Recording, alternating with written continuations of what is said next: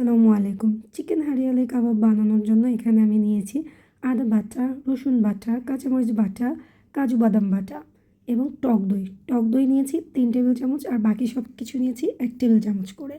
আর যে সবুজ মিশ্রণটা যেটা আমাদেরকে হারিয়ালি টেক্সচার দেবে সেটার জন্য আমি নিয়েছি ১ কাপ ধনিয়া পাতা, হাফ কাপের থেকে একটু কম পুদিনা পাতা।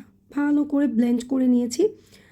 এরপরে দেখতে পেলেন আমি এর মধ্যে দিয়ে দিলাম একটু গরম মশলার গুঁড়ো আর দিয়েছি সামান্য একটু সরিষার তেল।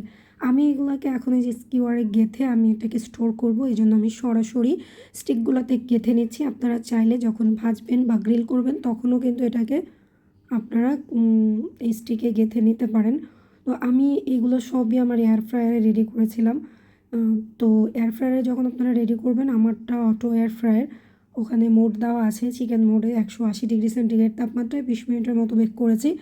আপনারা চাইলে কিন্তু এটা চুলোতেও রেডি করতে পারবেন। আর স্টোর করার জন্য জাস্ট এইভাবে রেখে দিবেন। আল্লাহ হাফেজ।